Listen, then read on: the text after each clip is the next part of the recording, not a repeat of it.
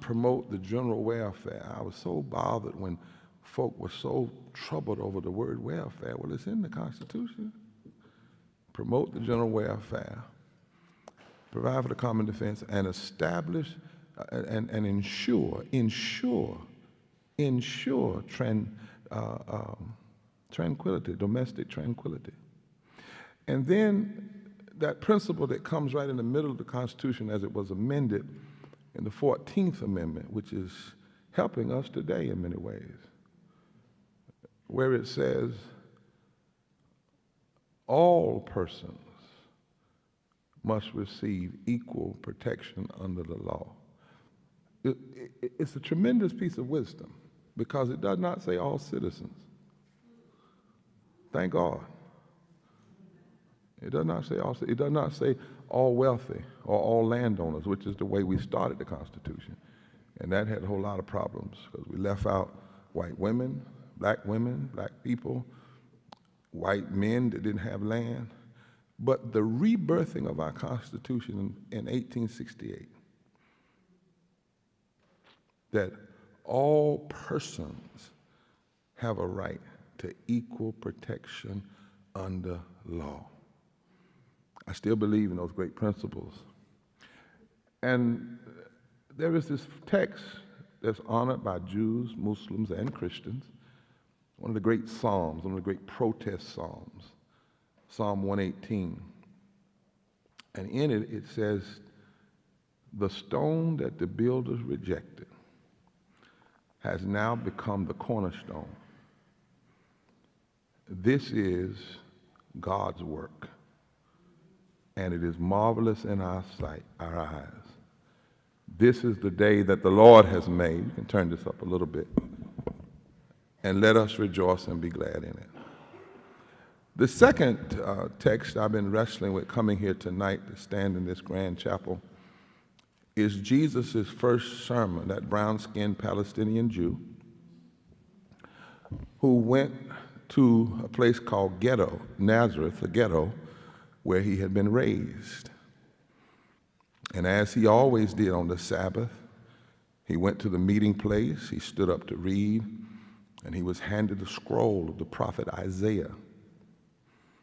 He unrolled that scroll, and he found the place in Isaiah 61 where it says, the Spirit of the Lord is upon me to preach good news to the poor, to announce pardon to prisoners and recovery of sight to the blind, to set the burdened and the battered free, and to declare the year of God's acceptance, or in ancient Israel, to declare Jubilee, when all things are set free and all people are set free.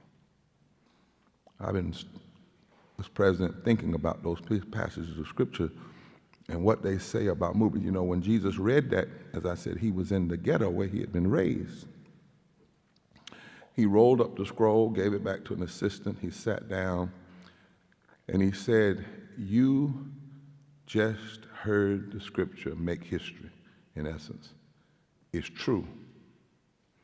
And I want to hold these two texts together and some of the Constitution to wrestle with this question or this call to be a movement. It's called to be a movement. And in fact, those words I just read from Jesus were his inaugural sermon. It was the sermon announcing what true evangelicalism ought to be about.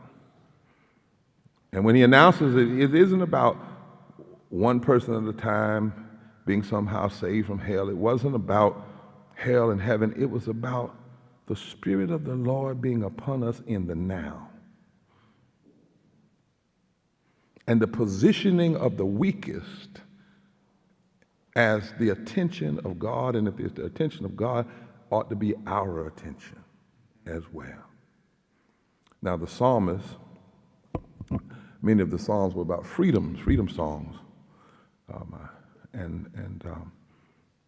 It says in that psalm from Psalm 18, an interesting piece, the rejected have to lead the revival. That if a nation is going to be prosperous, truly, the rejected must lead a revival of love and justice. The cornerstone, a cornerstone really is really a capstone.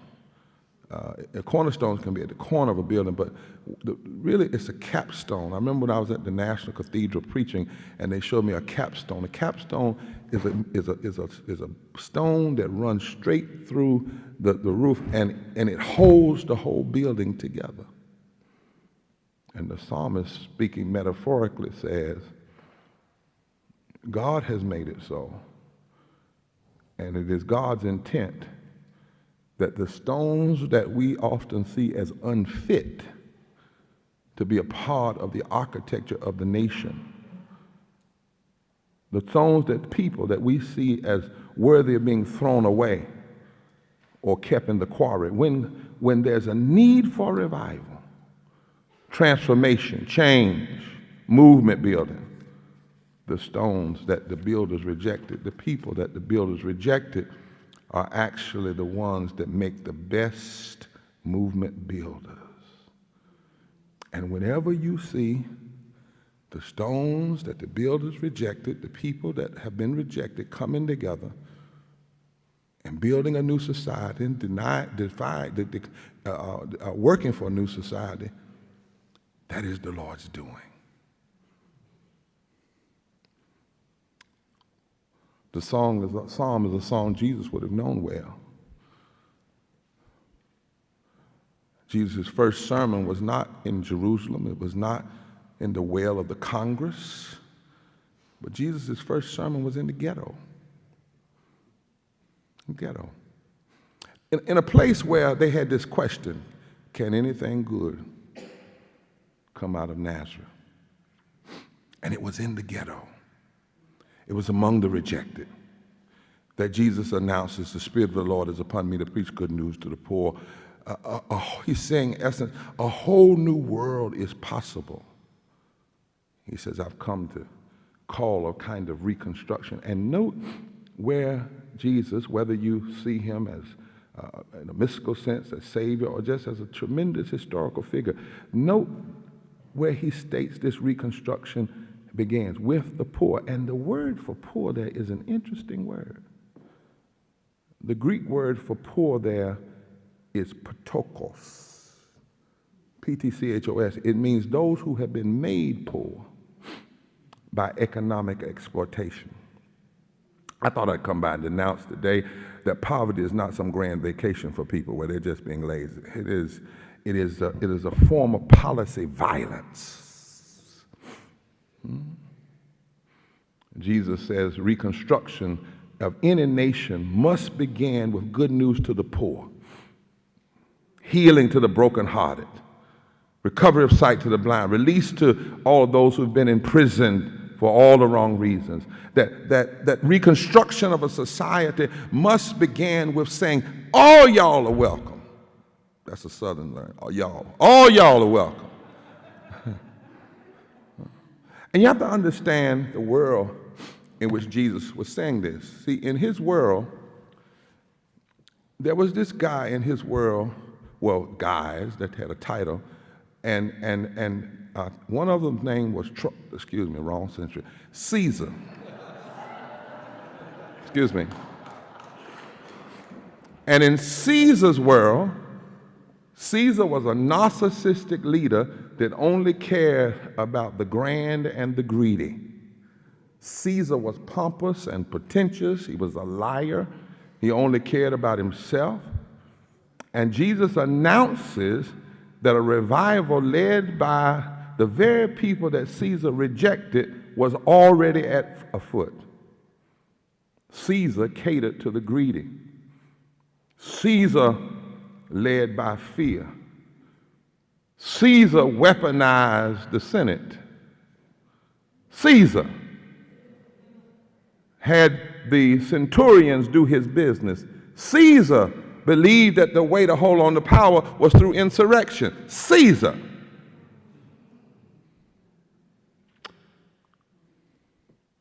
And the Bible says that when Jesus preached this sermon about how society should really be reconstructed and the kind of movement that you needed, he was almost killed that day.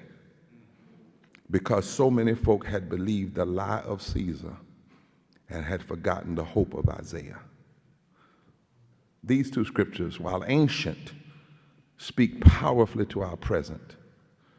The context in which the psalmist wrote and Jesus preached was one of the politics rooted in greed and not grace, politics rooted in lust and not love. Both Jesus and the psalmist spoke of the rejected because rejection has been embraced by the narcissistic powers of their day and are still these politics of rejection are still embraced by the narcissistic powers of our day. In the psalmist's day, it was the kings and the false prophets of Israel. In Jesus' day, it was Caesar and the paid religionists who promoted an agenda that led to rejection and poverty and brokenness and communities of the unaccepted. And we miss the point of both of these texts if we don't see that the rejected they speak of were then as they are now, victims of calculated and callous public policy. The rejected, the poor, the broken, the unaccepted were not in their condition because of their individual moral failings. They were in those positions in the psalmist's day and in Jesus' day and in our day because of a society that had decided some people could be overlooked, some people could be thrown away, and some people could be left behind. In a society with a narcissistic egotist clinging to power and political office, how strange it would have been for someone like Jesus to declare that the rejected would lead the revival, that the chief cornerstone would come from among the very people that the narcissistic egotist had thrown away. You know, Cicero called the poor of the Roman Empire the dregs of society. The poor and the broken and the unaccepted were seen as burdens, not as honored ones. In fact, they were called the humiliators. But Jesus put these same poor people at the center of God's agenda for a new world in his very first sermon, by the Spirit of God, not by a poll, not by a certain consensus, not based on what CNN of that day said, but by the Spirit of God. Jesus announces a new politics had come into the earth. Both the psalmist and the Savior questioned the politics of rejection, and so must we. Together, they called for a moral revival and a revolution of values. And the truth of the matter is, we can't understand sometimes how God could use so many outsiders and misfits throughout the scriptures. But you have to if you really understand the text. Most of the people that God used were outsiders, misfit, and disabled, or differently able. God speaks to Moses, a stutterer, and a man that struggles with his temper, and calls him to be a spokesman for a people hard-pressed under Pharaoh, because rejected stones make the best cornerstones. It's why little David, the youngest and the shortest of all of Jesse's sons, the one that his own daddy didn't think he was worthy of being a king, is the one that brings down mighty Goliath, because rejected stones make the best cornerstone. It's why Sisera, the great warrior, fell at the hand of Jael, a housekeeper, who didn't even have a union to join, because rejected stones make the best cornerstone. And it is why Jesus was born in Bethlehem. The angels didn't show up to tell the mayor or the governor or the dean of the local university. No, the text says glad tidings of great joy were proclaimed to the undocumented migrant farm workers, the shepherds, keeping watch over their flocks at night, because rejected stones make the best cornerstones. There are more than 2,000 scriptures in the Bible that speak to how the rejected and their allies in faith must prophetically challenge religious and political institutions. There are more than 2,000 scriptures in the Bible that talk about you can't really claim some relationship with the divine if you mistreat women, mistreat children, mistreat the poor, mistreat leaders. In fact, in my class at Yale, the first day of class, I bring a Bible. It's called the Poverty and Justice Bible, where every text in that Bible is marked that has something to do from the Torah to the Hebrew Bible to the Christian Bible, New Testament, and I cut all of them out. And I hold up a cellophane bag with all 2,000 scriptures, and then I throw the rest of the Bible on the floor, and it is no more. It falls apart, which is why I have a trouble sometimes with many politicians who want to put their hands on Bibles and swear themselves into office and don't even know what's in it. One of the most consistent things through Scripture is woe unto those who make unjust laws and pass oppressive decrees. Ezekiel 22, he points out to politicians that make unjust law, he says, this is why there is so much injustice in the law. But then he points to religionists who lie about God and who tell politicians that their injustice is actually just. And you know how he describes them? As wolves. He says, your politicians have become like wolves, devouring the people. And then Ezekiel in the 22nd chapter says, God says, I'm looking for somebody who will build a movement that will stand in the gap. And the text kind of ends, Rabbi, help me if I'm wrong on this, but the text ends in the 22nd chapter. He says, I couldn't find anybody. And then 15 chapters later, God says, I know where I can find somebody. Go to the valley of dry bones. Go among the rejected. And they will become the ones who will lead the revival. Jeremiah says, go down to the prophet, the king's house. Don't send him a letter. Don't send an email. Go down and tell him, stop using this office for violence. Stop murdering people. Stop hurting the fatherless. Stop hurting the widow. Stop shedding innocent blood. And if you do this, your nation will prosper. And Jesus in Matthew 25 says, this is how it's going to wrap up. Every nation is going to be judged not by your skyscraper's height, not by the fastness of your trains or the speed of your planes, but when I was hungry, did you feed me? When I was naked, did you clothe me? And the Bible does not write us into some otherworldly journey or mere praise party for a private society for me, myself, and I. No, we are called to be a movement. Even the Declaration of Independence calls us to a movement. It says, when there has been a long train of abuses, it is the duty, it is the right of the people to change the direction of the nation. In America's long story, we have a lot of stones that have been rejected. Policy, violence, and rejection have too often been our legacy. And often, in spite of the calling of the Spirit and the instruction of Scripture, this legacy has been endorsed by the church.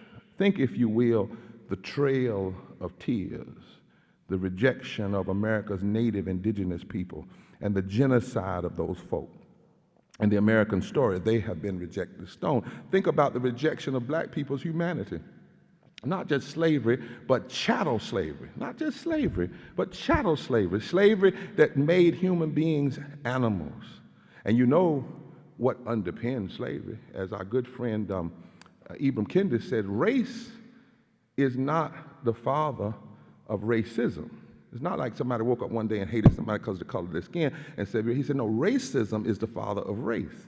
The racism comes first. And the root of the racism is, how can we get free labor and bypass other countries that have existed 1,000 years before us? And so you come up with this plan. First of all, you have to have bad biology, and that is that skin color determines brain size. And then you have to have sick sociology, and that is that you can have a society, but somebody's got to be up and somebody has to be down. Then you have to have political pathology.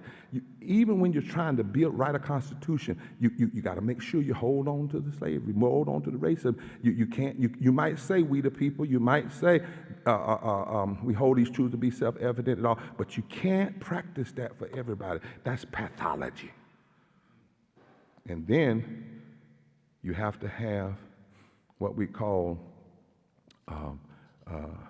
the economics of evil economics, where the means justifies the end. Doesn't matter how you get it, just get the money. Doesn't matter if you have to rob people of their humanity to get the money. But then the worst part of it that created so much rejection is heretical ontology, that God endorses the bad biology, the sick sociology, the political pathology, and the evil economics. We've had so much. Think about how women were rejected, and poor white men didn't have land. They were rejected. Think about it. We have to be honest. My good friend Eddie Glaude is always saying on MSNBC, when people say, "We've not seen anything like this before," are you crazy? Really? Do you know your American history? No, what you are seeing too often is an iconography of a too often repeated reality. It's not something new that has just come with some one person who sits in a certain office. We must be honest. I love America because of her potential, but I know that America can never have complete work of reconstruction until we are honest about the politics of rejection. We got to tell the truth. Telling the truth is one of the most radical things you can do in the time of lies. We got to tell the truth because we have so many folks out here saying so much about what God has said, so little and so little about what God has said so much. So many people who want to put their hand on a constitution as a prop, and they don't ever intend to follow its principles. You remember when Herschel Walker ran for the Senate in Georgia? And when news broke that he had allegedly paid for an abortion, Republicans in Georgia turned to the gospel of Jesus for damage control. In an ad that didn't deny the allegation, Walker talked about his personal struggle with mental health and claimed victory by grace of God. Now, I have no doubt that God's grace is big enough for Herschel and everybody, but candidates like Walker have a bigger problem when they appeal to the gospel for redemption, because they embrace a policy agenda that has no mercy, that has no grace for the very people Jesus talked the most about. In the tradition of the Hebrew prophets, Jesus focused his condemnation not on people who didn't live up to their own commitments, but most of the condemnation in Scripture is to those who misuse religion to whitewash evil deeds while missing the point of mercy and justice for all. Now, I'm a preacher who believes that when it comes to the complex personal health care decision, a pregnant woman should be able to choose the health care that's best for her and her family and not somebody else. And I'm a preacher. Now, every Christian doesn't agree on this point, but Christians do agree that broken people in a broken world often do not live up to their standards we set for ourselves. It is true of us as it is of Herschel. The gospel of Jesus has plenty of mercy for everybody. God has plenty of mercy, but you can't run to that mercy when you have a personal failing, but then leave that mercy when you're writing public policy. Far too long. So-called Christian, well, I can't say Christian nationalists because it's a form of heresy, but nationalists who call themselves Christian have claimed biblical values as justification for a political agenda. I just wish they would tell the truth that they are the agents of the oil magnates in this country. Now, just tell the truth. It's more about who funds them than about some faith in God. Their agenda is to undermine democracy, to gut public institutions. They blame the poor and the vulnerable people for their suffering. People run on an agenda that calls itself pro-life, but their colleagues promise if they regain control of a particular Congress or a particular state assembly, they will cut taxes for corporations, treat corporations like people and people like things. They will roll back efforts to address climate crisis. They will deny the American people policies like an expanded child tax credit. They will fight health care. They will fight living wages. How in the hell is that a pro-life agenda?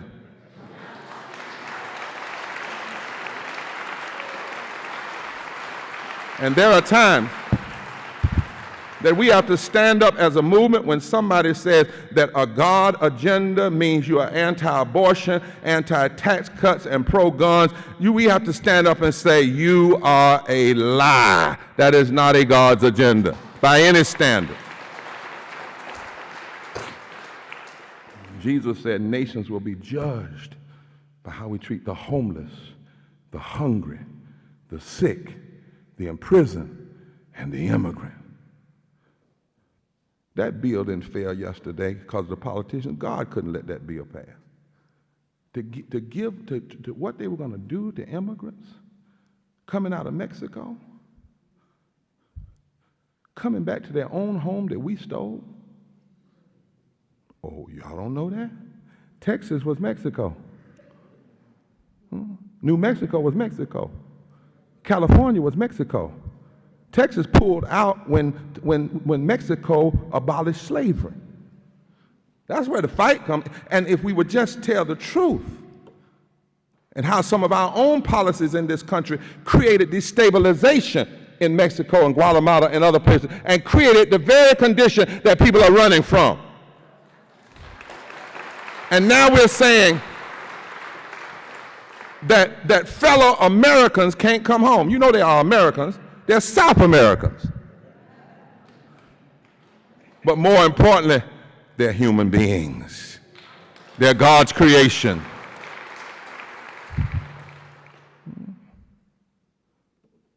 But it's not just extremists who call themselves by particular party. In the eulogy for the girls that were killed at the 16th Street Baptist Church 15 days after I was born, Dr. King said these words. He said, in a real sense, these children have something to teach us in their death. They teach us that we have to substitute courage for caution. Caution. That we have to substitute courage for caution. We have to have courage rather than caution. And then he says, you know what killed them? He said, that's the issue, not who killed them, what killed them. Listen to what King said. He said, you know what killed them? Every minister of the gospel who remains silent behind the safe security of stained glass windows. Every politician who has fed his constituencies the stale bread of hatred and the spoiled meat of racism. Every actor in the federal government that has compromised with undemocratic practices of Southern Dixiecrats and the blatant hypocrisy of right-wing Northern Republicans. They have something to say even to every Negro who has passively accepted the evil system of segregation. They say to each of us, black and white, we must substitute courage for caution. In that moment, Dr. King called everybody on the carpet and said, it's not just who killed these girls, but what. And if we are not a part of a movement for justice, then we are accessories to the crime of injustice. It's not just extremists. It's not just black leadership in Congress. Dr. King, when poverty right now in the black community is 60.9%, 60.9% of black people are poor and or low wealth. 26 million people, according to 219 figures. It's a little bit lower, and that's about 56%. White people, 30% of white people are in poverty. That's over 66 million people. So there are 40 million more poor and low wealth white people than there are black in raw numbers, but black people are 40% higher in percentage. Why then isn't eradicating poverty the lead issue of every black agenda? You know, that got Martin killed saying that. When Martin said, in Riverside, New York, that we needed to connect three things at all times: fight against racism, the fight against poverty, the fight against militarism. The next morning, 150 newspapers wrote against him, including some black newspapers, and every civil rights organization wrote resolutions against his position. He lost his open invitation to the White House and to the Congress, and he was dead 1 year exact to the date. Oh, we've got work to do. Here we are right now in 2024, and we have less voting rights today than we had August 6, 1965. Here we are in 2024, and the living wage has not been raised since 2009. It's $7.25 an hour, and for people that work in restaurants, it's $2.13 an hour. This is the politics of rejection. Let me share some numbers with you that neither trickle-down economics nor neoliberalism can fix. In fact, both of them make the things worse. 87 million people today, even after COVID, are either uninsured or underinsured. 350,000 people died so far during COVID, not from COVID, but from the lack of health care. Poor people died at a rate 3 to 5 times higher during COVID, not because of COVID, but because of the way we delivered services or did not deliver services to the poorest communities. Think about that for a second. 10 to 15 million people are about to lose Medicaid expansion because we gave them a little Medicaid during COVID and then cut them. We dropped child poverty by 60% with a child tax cut credit and then refused to extend it. 2 senators, 2 Democratic senators and 50 Republican senators said no to fixing the Voting Rights Act and expanding voting rights in a democracy. 8 Democrats who call themselves moderates and 50 Republicans said no to passing a $15 living wage that the March on Washington called for in 1963. The agenda for the March on Washington was not kumbaya and just black folk and white folks singing. They had an actual agenda. And the first thing on the agenda was raising the minimum wage to 75% to $2 and indexing it with inflation, which means it would be over $17, $18 a year now, an hour now. And 60-some years later, in the middle of a pandemic, when we called people essential workers. Now, before the pandemic, they were service workers. Yeah, have you ever thought about that? Before the pandemic, they were service workers. In the pandemic, we changed the political language to force them to work. We said, now you're an essential worker. You have to go to work. You have to take care of the rest of us. But we treated them like expendable. You go to work, but we're going to give 68% of all the COVID money to corporations. You go to work, but we're not going to give you a paid family leave. You go to work, but we're not going to guarantee you health care. You go to work, and we're not going to give you a living wage. That is a moral crisis, and it requires a movement. Right now, we spend 53% of every discretionary dollar on the war economy. Not even defending. We have, if we cut the military budget in this country by half, we'd still have more money in our military budget than Iran, Iraq, China, Russia, and North Korea combined. Just 10%, the waste could make sure every child has education and everybody has health care. Whenever a society's ultimate decisions are determined by how much it spends in military defense, that society is teetering on becoming an empire.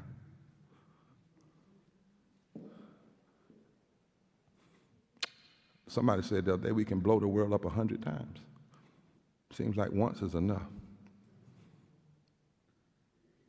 Here we are. Here we are in a time where far too many people do not see that the Jewish child and the Palestinian child and the Somalian child are all children created by God. And I don't care who you are.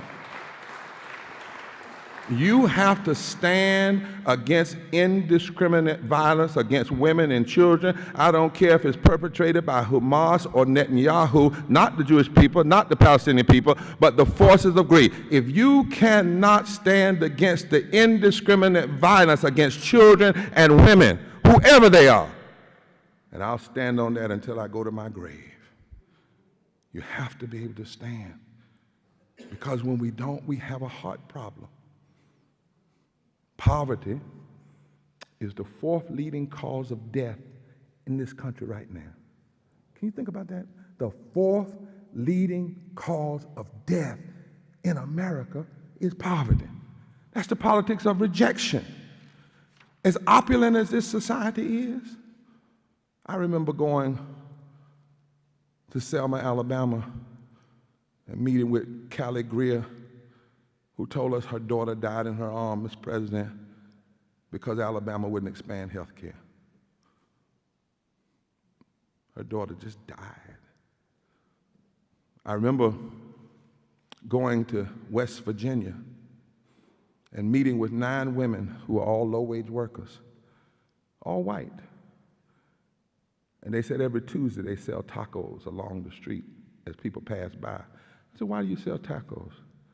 They said, so that we can have money to help each other during our menstrual cycles.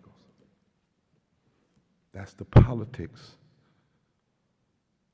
of rejection. I remember meeting Leon, a veteran, homeless camp. He fought for his country. He has a flag planted on his tree branch outside his tent. He lives in Washington State. I said, why do you have a flag on the branch outside your tent where you live homeless?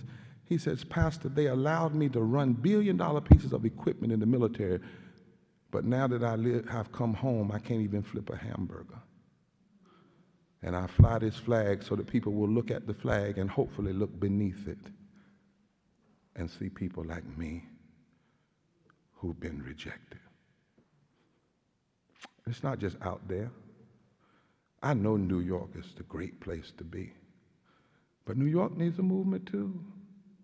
Did you know right now in New York, right here, there are 4.4 million poor and low-income just eligible voters in New York. But in New York, New York, when you look at the numbers in New York, what the data is, in New York, 8.1 million New Yorkers are poor and or low income. 42% of the population of this state. In 2021, 3.5 million children received the expanded child tax credit in New York.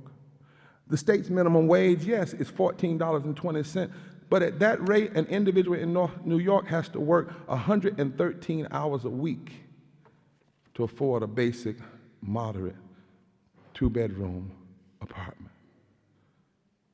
We need a movement in times like these. And so finally, then what must happen for us to make a movement? What must really go on? Well, first of all, we must engage a real listening at the truth. Poverty is the 4th leading cause of death in this country. More than 135 million people poor and low wealth. We had 15 presidential debates in the last election, and not one 30 minutes focused on poverty. We have to have a real facing. Secondly, we must engage, it must be engaged by religious leaders. Dr. King talked about the other America.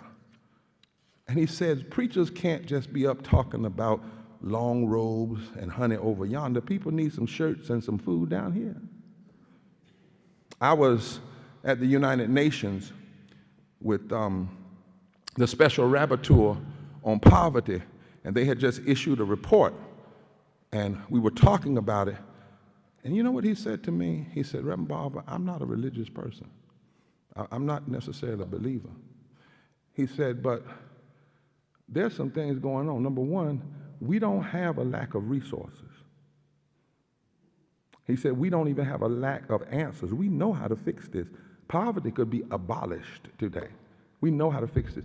He said, what we have is a lack of moral persuasion. And he said, I'm not a preacher, but if preachers aren't going to engage this, then what are you going to do? Recently, the Pew Foundation did a study, and they showed that they did a study of 50,000 sermons. Poverty did not even register in what's being heard in American pulpits. Didn't even register.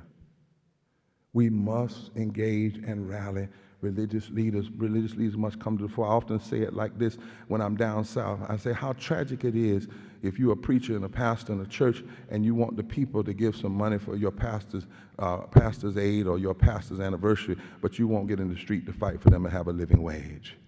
How long are we going to bury people and lie and say God called them home when God didn't call them home? They died from the lack of health care.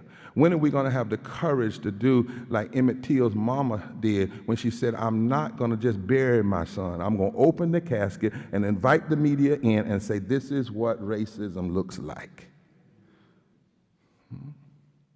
Joseph Stiglitz, the Nobel Peace Prize economist, a friend of mine, sounded like a prophet when he said, can you believe a country where the life expectancy is already in decline, particularly among those whose income is low, that country would be giving tax breaks to billionaires and corporations while leaving millions of Americans without health insurance? He says, what kind of morality is that? And then, next, to have a movement, we must lead by retelling how we got here. Can I say something tonight? Stop blaming Trump for this. Now, don't get me wrong. I didn't say y'all go vote for him. Y'all looked at me like I said go vote for him. I said stop giving him all the credit. See, this great man theory that one person did this gets us all mixed up. Analysis is too shallow. Dr. King, at the end of the Selma to Montgomery March, said these words. He said, the greatest fear of the Southern aristocracy, the greedy aristocracy in this country, is for the masses of poor Negroes and poor white people to get together and form a voting bloc that could fundamentally shift the economic architecture of the country. We got here through a process. Folk built a movement to get here. They decided that they were going to do certain things consistently. Listen. The tactics that we are seeing did not start with one individual. There's a book called A Time of Illusion. And Kevin Phillips, the book says, advised Richard Nixon. He said, our party can win without the Negro votes, but we've got to paint the Democrats as the black party.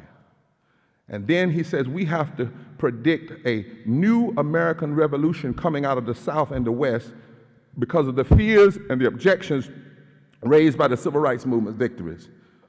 Buchanan and his Nixon aide colleague Kevin Phillips said what we must begin now is a movement of positive polarization. This was said in 1965. We must build a movement of positive polarization, ways to divide the country for political advantage. Now, it might get out of control, and if it does, we will lie. They said this. We will lie and say we didn't have anything to do with it. But if we do it right, if we pit people against one another and use the angst against the women's movement, the LGBTQ movement, and the civil rights movement, we can cut the nation in half. And we will control the larger half. And we can run electoral college elections, not populist elections. And we can control. This is what they said in the book. He says, it'll even work in the North. This not just, it was a Southern strategy. He said, but it'll work. Listen to what they said. No, white ethnics in the North are also ripe for the picking. They said the Irish Democrats in the North will turn Republican because they don't like the Jews and the Negroes who run the New York Party. And we will turn the boroughs against one another. This is not me. This is a report. He said, but we must have a candidate to run for office who knows how to say these things in code. And they know how to say, make America great again. Now watch this though. The president told us about reading. That didn't come from Trump. That came from Ronald Reagan. That whole phraseology came from Ronald Reagan when he opened his campaign in Philadelphia, Mississippi, where Swanner, Cheney, and Goodman had been killed. And he didn't have to say a word anymore about what his policies were going to be. Then lastly, we are called to be a movement that must realize our power. If you haven't, you need to see the Rustin movie that was produced by President Obama and others. That movement shows us that the March on Washington happened at a time when folks were divided, and a gay man named Bayard Rustin knew folk needed to come together because they were being outflanked. As we were divided and people were turning on each other, the extremists were winning. He knew that the rejected had to come together, and he took the risk of putting his life on the line as a gay man to help organize it. You ought to see it. It wasn't even a black march. It was a march for jobs and freedom. It wasn't a march. It was a movement. It was a call to action. There were 600 cities across the country where actions were happening.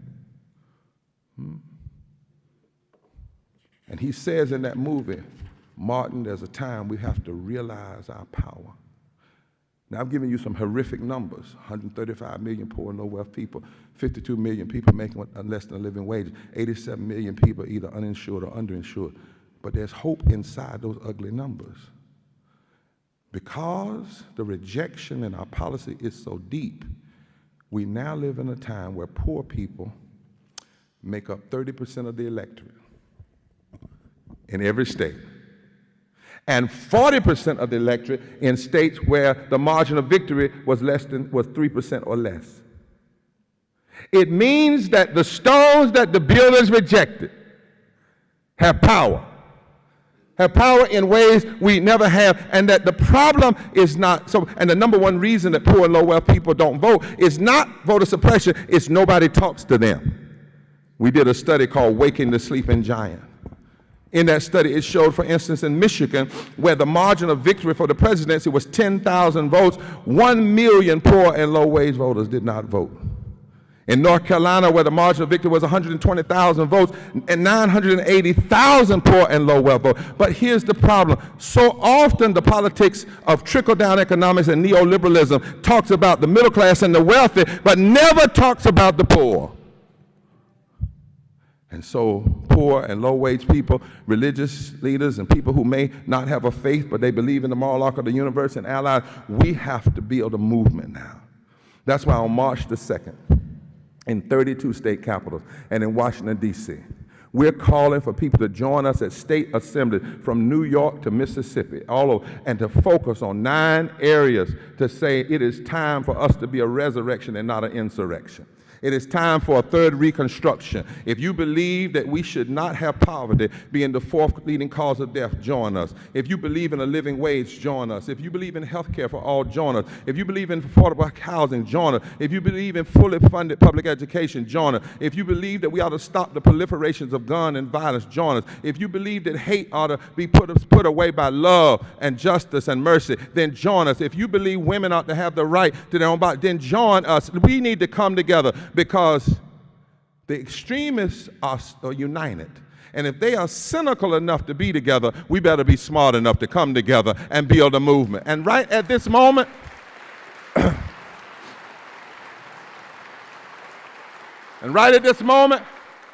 we have power. Somebody say power. Every now and then you need to shout power. Say power. We have power. Do you know that there's not a state, a major battleground state in this country, where if 20% of poor and low-wage people who have not voted were to vote around an agenda, they could change the outcome of every at-large election in that state? We have what? Power. There's not a state in this country where if 30% of poor and low-wage voters were to come together, black and white and brown and Asian and Native, that they could not change the outcome of every election. We have to have power. And there comes a time when the rejected have to know, not only are you called to do the revival, you've got the power to make it happen. And so we're calling on people to come together. It's time to come together. And let me just check the room, and I'm through tonight. Is there anybody in here that's known rejection? Anybody in here that's known rejection? Is there anybody that's known rejection because of your poverty? Would one of you come up here? If anybody known rejection because of your race, would you come up here? If you've known rejection because of your sexuality and who you choose to love, come here. Where are you?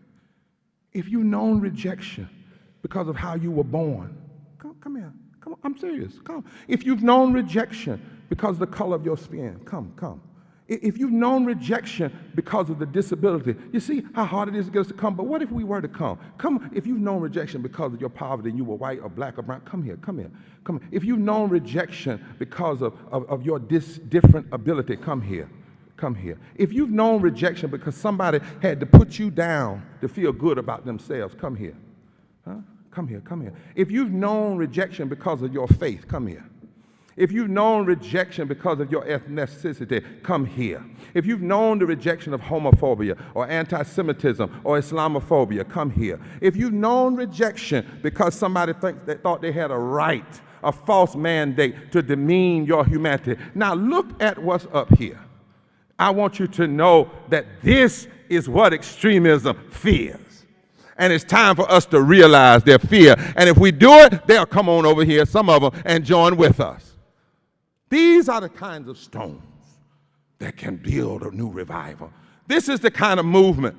And I believe with everything in me that when hands that look like hands that once picked cotton join Latino hands and progressive hands and white hands and brown hands and Asian hands and faith hands and labor hands and people don't have necessarily a faith, but they believe in the monarch of the universe, and native hands and wealthy hands with a conscience and gay hands and straight hands and trans hands. And when all these hands hook up, oh, what a power.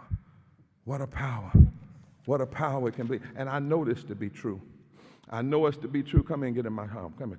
Some of those rejected folk. Hook right here. Come here. I know it to be true. I know it to be true. I know it to be true because in the Bible, when Moses, who had been rejected, got together with the people, Pharaoh had to come down. I know it to be true because when Esther and her uncle Mordecai, who had been rejected, decided to go see the king had to change. When David, who had been rejected, decided to walk in his call, Goliath had to come down. When Shadrach, Meshach, and we say down south, a bad Negro got together, they had to come down. The truth is, wherever rejected people have come together, during slavery, it looked like justice had lost, but when the rejected folk like Harriet Tubman and Frederick Douglass got with some Quakers and some evangelicals like William Lloyd Garrison, and they formed a fusion movement, they brought abolition into existence. When women were rejected and didn't have the right to vote, Sojourner Truth rejected, Elizabeth Cady Stanton rejected, Lucretia Mott rejected. When they all came together, they found the right to vote. Plessy versus Ferguson, the Supreme Court decided that Jim Crow was the law of the land. But when Thurgood Marshall, a rejected lawyer, got together with white lawyers and Jewish lawyers and black lawyers and Christian lawyers, they went to an all-white Supreme Court. One member of that court was a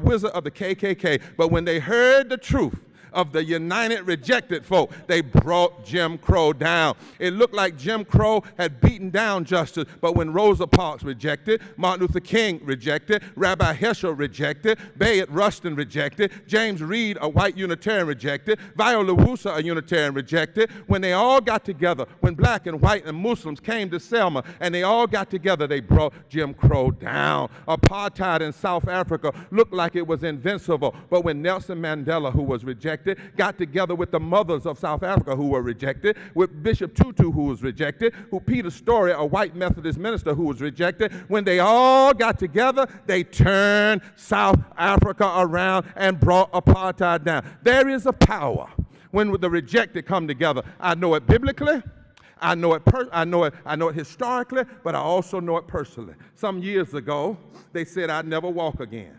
They said I'd never get out of a wheelchair. I was 30 years old. I had depression. I know what it's like to go through it. I spent 3 months in the UNC hospital not knowing if I'd ever get up again. For 12 years, I was in a wheelchair and on a walker. But over those years, somehow my mind got together. And the prayer warriors got together. And the doctors got together. And the nurses got together. And my swim coach got together. And my physical therapist got together. And the church folk got together. And my heart got together. And I might not run, but I can hop better than any of y'all in here. Because when we all get together, the rejected can lead the coming of a new reality. When we all get together, what a day, what a day, what a day, what a day. And I want to declare today, let's get together. Today, let's fight for this democracy. Today, let's turn back injustice. Today, let's fight for love. Today, let's lift up the poor. Today, let's vote like we've never voted. Today, when we all get together. What a day! What a day! What a day!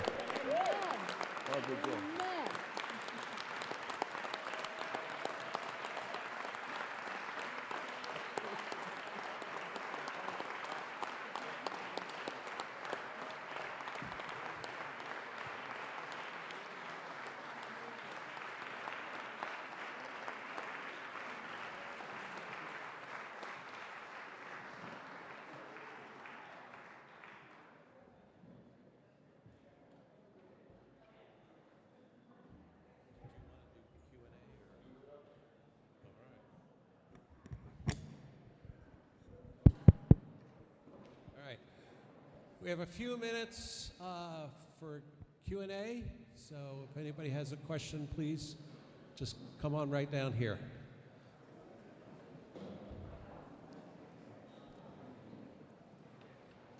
Anybody?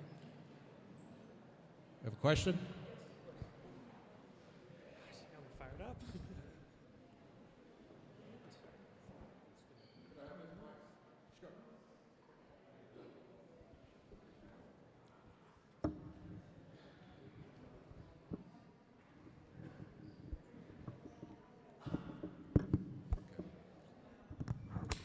Testing. All right, testing. Perfect. All right, thank you so much. You got me incredibly riled up for that. Thank you. That was fantastic, Doctor.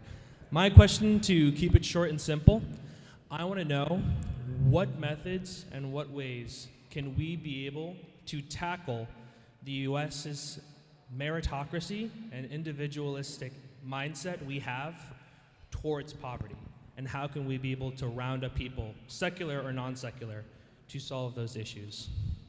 One of the first things we have to do is make sure we've got our analysis straight. And that we're laying out the right numbers, because the way in which poverty is measured in this country is designed to marginalize the issue. So right now, the way it's measured, the government will say there are only 39 million poor and low people in the country. And that if you make about $13,000 a year, you're not poor. So the first thing we had to do with the campaign was commission a study called The Souls of Poor, telling the truth 50 years, auditing America 50 years after the Poor campaign. Because you have to make sure you're dealing with the right truth. Secondly, you've got to put a face on the facts. Right? That's why we disaggregate all the numbers. We don't just say it's 140 million or 135 million. We say it's 135 million, but 54% of them are black and 30% are white and 60%. You got to put a face on it. And secondly, you got to put a face on it in a movement where people who are fighting or who are at the forefront are those who are poor and low wealth and or moral and religious leaders, and I say moral because you not necessarily have to be a person of faith, and allies. And then you have to lastly build a consistent movement that will not back down, that will not accept this business that, you know, I'm poor because I'm lazy, and you're middle class or wealthy because you pulled yourself up by your own bootstrap. It is a lie of trickle-down economics and neoliberalism. You know, Pope Francis actually calls it evil. And by the way, so does Scripture.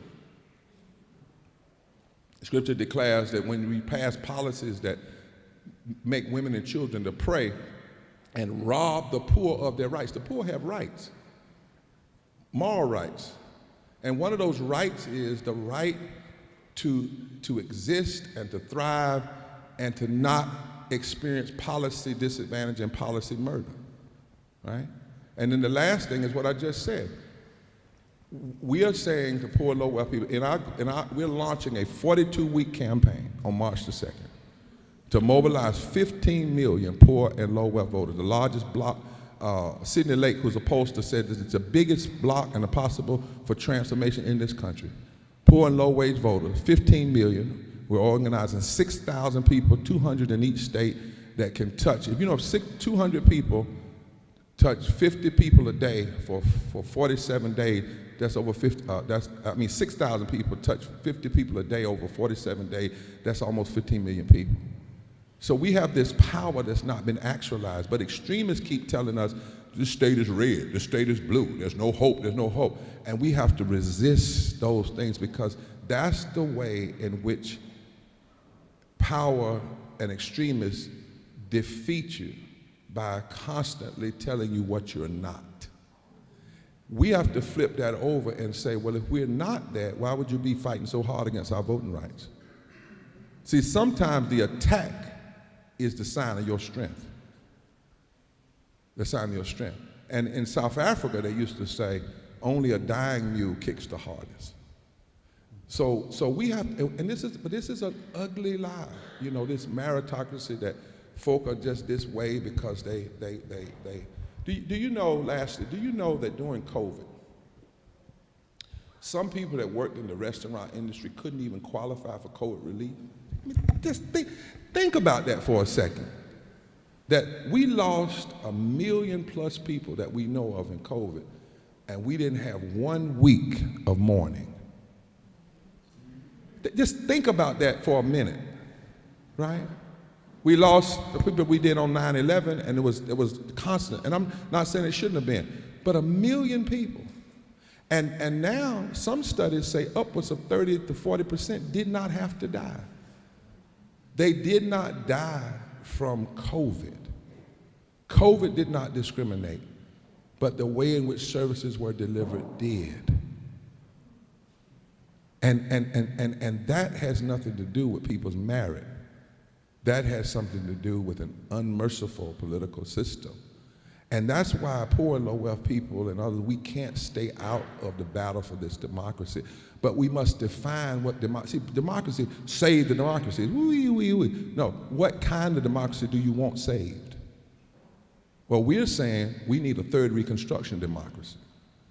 A democracy where everybody has a living wage, which, by the way, 70% of Americans won't. A democracy where everybody has access to health care, because doesn't it seem strange that all you have to do to have health care, free health care, is get elected to Congress?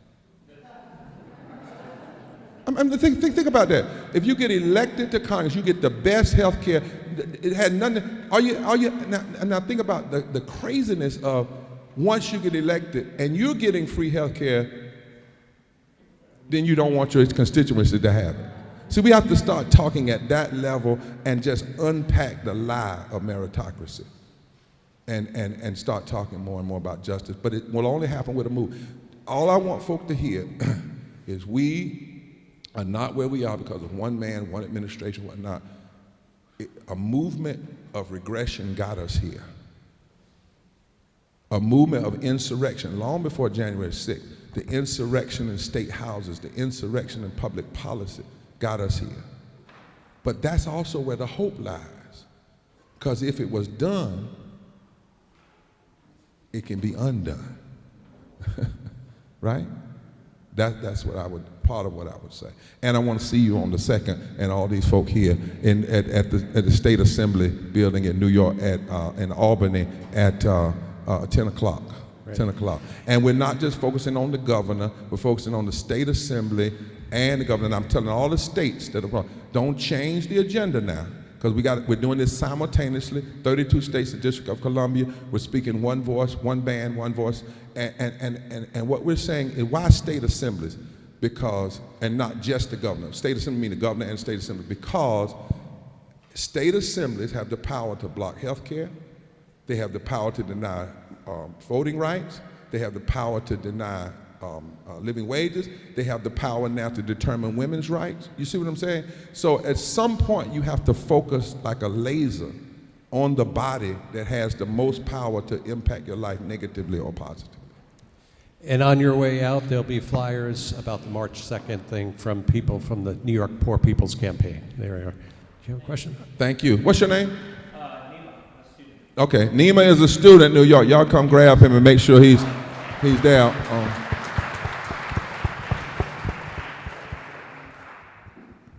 Reverend Dr. Barber, I was able to discuss with you earlier, and one of your, I guess, points that I took away was the expression that it is a system, not the efforts of an individual that has underrepresented people for so long.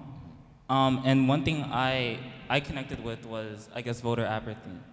I was wondering, how can I talk to people who have been wronged by the system for so long, who aren't represented by the people who seek the representation, and who aren't able to fulfill it at all? Yeah. I was wondering, should the goal be to play along just to get along, or do we need to foster radical change? Yeah.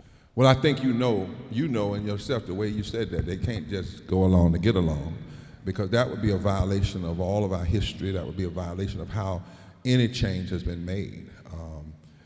You and I wouldn't be sitting here tonight if people just, went along to get along. And so I'm glad you said it, though, because some people do think that's an option. It is not. Democracy is hard. Humanity is hard. Living is hard. Getting up in the morning, My body has been oppressed for 42 years. I haven't known a day without pain for 42 years. And for about 20 years, every time I stood up to go to the pulpit, it felt like somebody had a butcher knife in me, twisting it. The only time I didn't hurt was when I started speaking the truth. No, I'm very serious.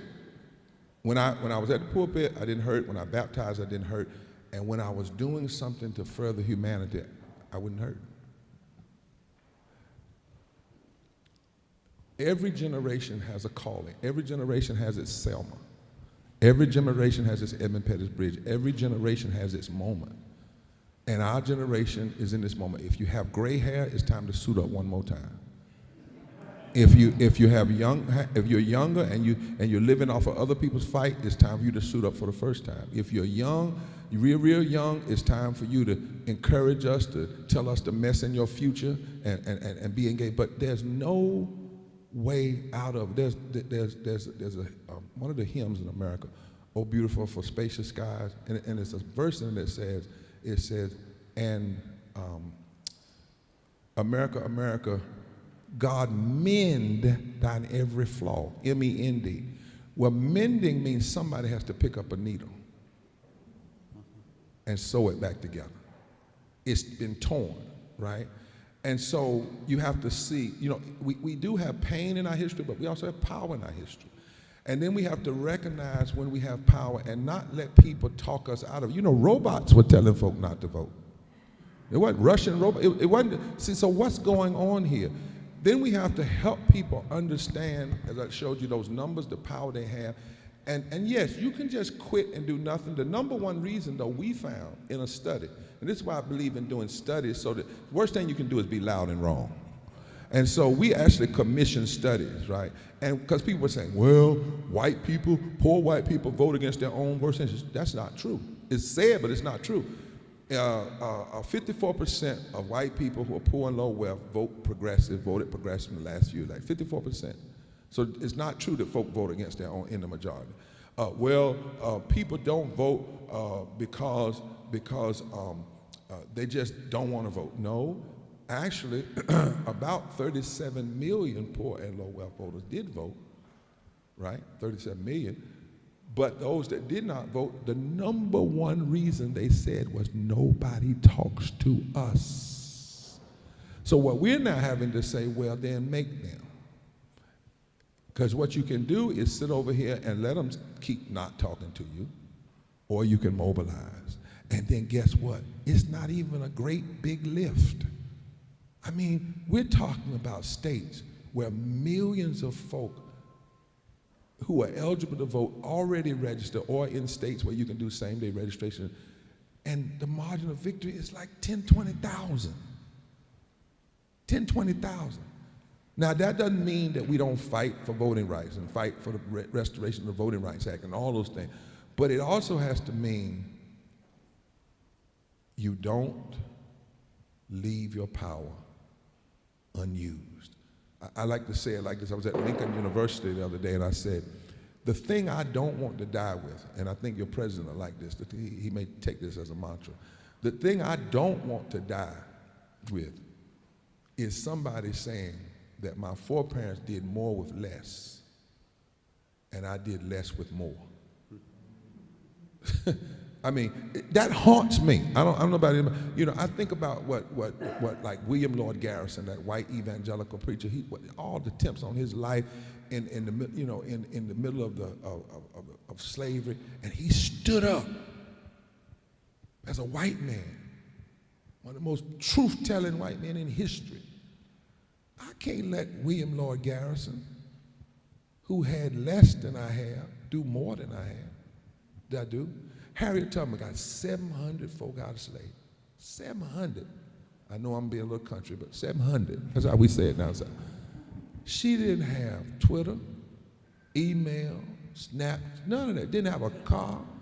She didn't even have good health. She'd fall out, boop, just fall out, had epilepsy. 700, right?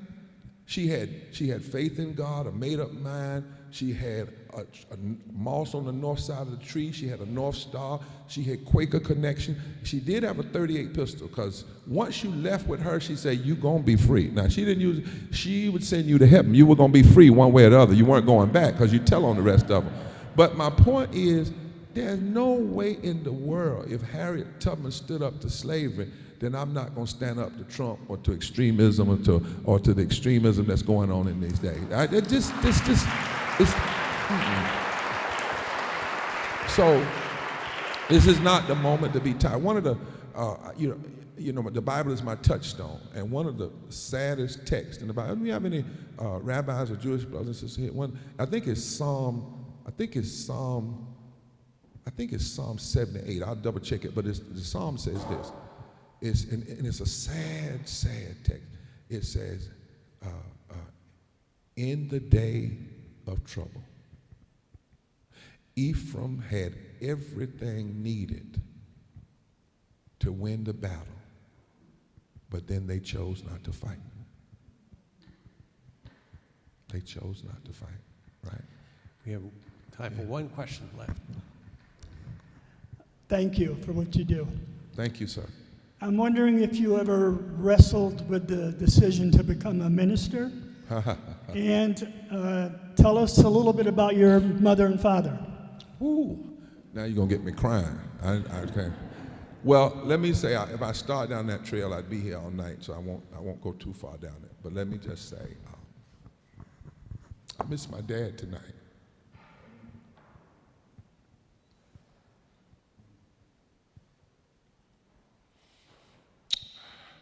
Because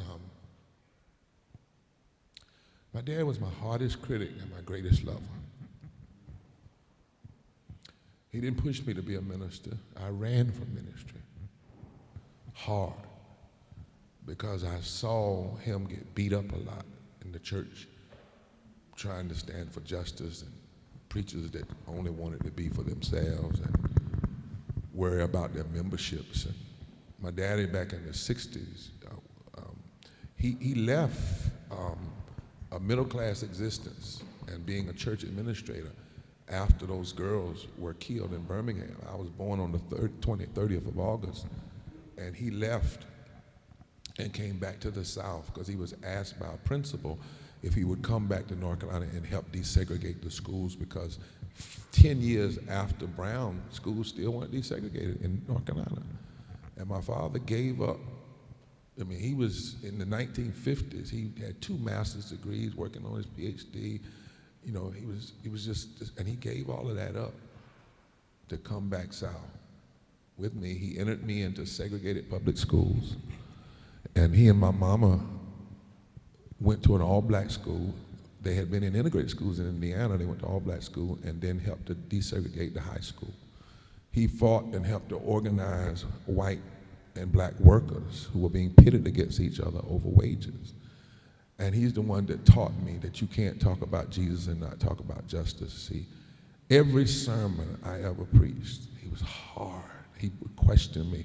He would make me wrestle with the exegesis. When I preached one time, and some folk said, you need to be our pastor. After they left, he said, you better not even think about going over there till you go get some training somewhere, because he was serious about serving. If you're serious about serving, you got to be serious about studying. You got to be serious about your preparation.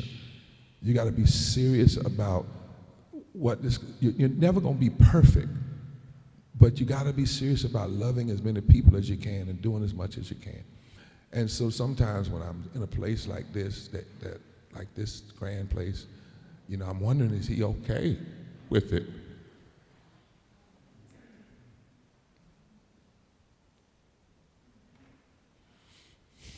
Because he paid such a price. Father died at 61 years of age from stress and fighting sometimes his own people. He experienced what Jesus experienced in Nazareth. His own people turning on him. And now many of them come to me and say, we wish we had listened.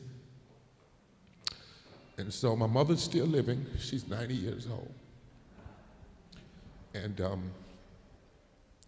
one day she looked at me and she said, I never thought that I would have a child in 1963. So my mother watched her mother die in childbirth, bleed to death, because the ambulance wouldn't come pick her up because they said my grandfather had not paid the bill, because they made black people prepay. And so he had to walk to the hospital and pray while she laid in the bed bleeding, and my mother watched her bleed to death. So she was afraid to have a child. So having me was like this choice, real choice. And yet my mother is somebody who believes in women having their choice. She's pro people having their choice, but she made a choice to have me. And she said one day, I never thought that I would have a child born 2 days after the March on Washington. She went into labor on the 28th. She says, I said, hold up, wait a minute, let's see what happens. And then I was born on the 30th, and then 15 days later, they were blowing up babies in Sunday school. When the Sunday school lesson was, love your enemies. And she had a baby now, and my dad had a baby that would be in Sunday school. And she said she wrestled with, what have I done? What have we done? And she told me not too long ago, she said, I wrestled with, I never thought I would have a son or a daughter who would have to fight against some of the things that I thought we had already won. Like it just messes my mother up to think we trying to get the Voting Rights Act back that they won in 65, right?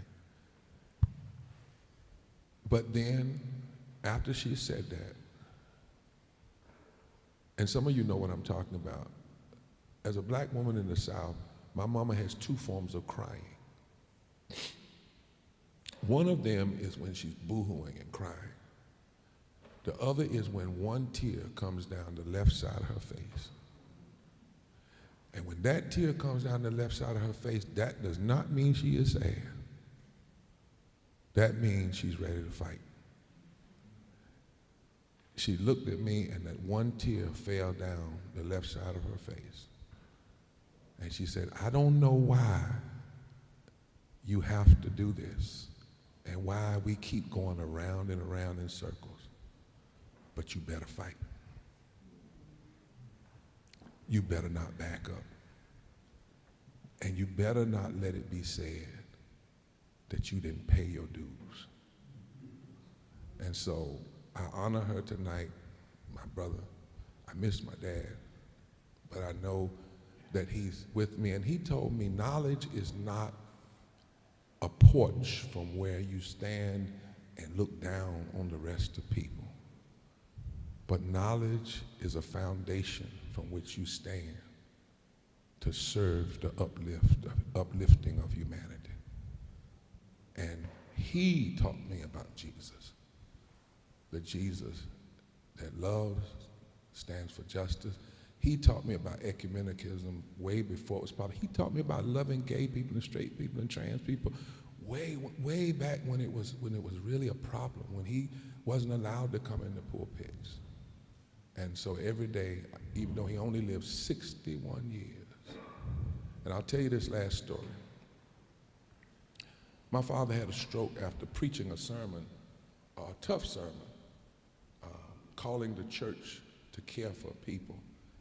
One of the bishops had said to him, we don't want to hear all of that. All we want to do is see people go to heaven and keep people out of hell. And Daddy preached, and he had a stroke, and they drove him to the Veterans Hospital in Durham. And they called me, and I went over, because I'm named up there. My uncle was William Joseph, my father's William Joseph I, and he never would let people call me Junior. He said, because you're a king. Not a king in the sense of lording over people, but you're special. So he said, and you can't be me, so I don't want you to be Junior. So I'm giving you your own identity. You're second. I walked to the door, and I could not go in that room because I had never seen my father weak. My father was a big, powerful, strong man. You know, he wasn't afraid. You know, he could quote whole passages of text, you know, from memory. And he saw me at the door. I was in seminary. And he did like that with the hand that still worked. And he called me to his bedside. And he said, it's all right, William. Billy, this is what he called me. And I had come there to pray for him, and I could not pray. I was scared. He grabbed my hand and began to pray for me. And he prayed Psalm 46. God is a very present help in the time of trouble. Be still and know that I am God. Though the earth be removed and the foundations are shaken, there is a river that runs through the city and makes her glad. Be still. And he was saying this with a stroked voice. Be still and know that I am God, and I will be exalted. And that text, every time I want to quit, rattles in my soul.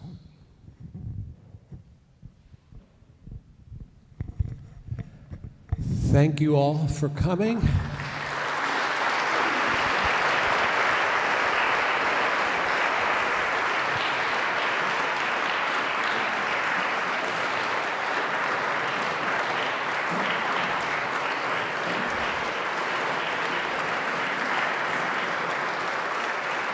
Thank you for your applause, but the best way to thank Reverend Dr. Barber is to show up on March 2nd at state houses and be a movement.